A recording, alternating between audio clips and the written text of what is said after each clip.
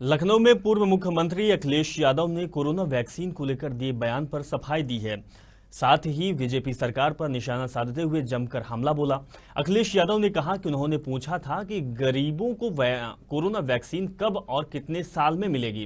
कन्नौज के सबसे बड़े इतर में व्यापार पर सरकार ध्यान नहीं दे रही। मुक्तिधाम और एक्सप्रेस वे में बीजेपी सरकार ने बड़े पैमाने पर भ्रष्टाचार किया।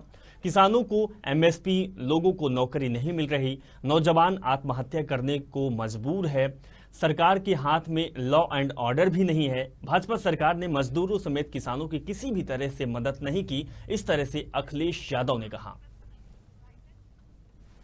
क्योंकि भारतीय जनता पार्टी ने जो जो फैसले लिए हैं वो फैसलों पर जनता को भरोसा नहीं है। क्या हमने नहीं चैनल देखे? क्या आपने नहीं चलाया? क्या आप दिखाना चाहते हैं? और फिर हम तो ये जानना चाहते हैं कि गरीब को फ्री कब मिलेगा? 1 साल में सबको वैक्सीन हो जाएगी, 2 साल में, 3 साल में? सवाल ये बड़ा है कि गरीब को वैक्सीन कब तक मिल जाएगी? 1 साल में, 2 साल में, 3 साल में? और वैक्सीन के साथ साथ हमें भी और आपको भी मास्क पहनना पड़ेगा। भारतीय जनता पार्टी के नेता शमशान को बहुत पहले अपने भाषणों में कहते थे। हमें दुख है कि परिवार के लोग वहां गए और दुख में गए, इतनी पीड़ा में गए होंगे जिनके परिवार के सदस्य जिन्होंने खोया। उन्हें क्या पता था कि जिस छत के नीचे वो बैठे हैं वो छत बालू की बनी है। वो भारतीय जनता पार्टी ने बालू की छत बनाई है। भारतीय जनता पार्टी से क्या उम्मीद करोगे? तो शमशान के पैसे को भी लूट ले, शमशान के भ्रष्टाचार करती हो जो पार्टी, शमशान के काम में भ्रष्टाचार करती हो। क्या अधिकारियों पे कार्रवाई कर दी? कोई जिम्मेदार है उनकी मौत का? वो तो भारतीय जनता पार्टी की सरकार खुद जिम्मेदार है।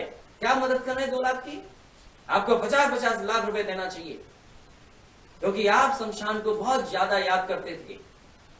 और कोई घटना पहली नहीं हुई है, बनारस में भी इसी तरह घटना हुई है। बनारस में भी लोग, उनकी जान चली गई थी। उस समय भी हमने मांग की थी कि उन परिवार के लोगों की मदद हो, लेकिन सरकार ने क्या मदद की उनकी? वो फ्लाईओवर गिर गया, क्या था उसका? कौन जिम्मेदार था? भारतीय जनता पार्टी उसके लिए जिम्मेदार थी कि जब चुनाव घोषित हुआ था तो 4 जनवरी को ही चुनाव घोषित हो गया था। और अब 1 साल है जब चुनाव घोषित हो जाएगा।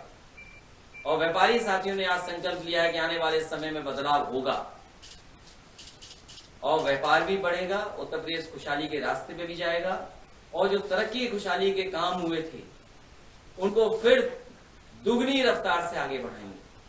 क्योंकि भारतीय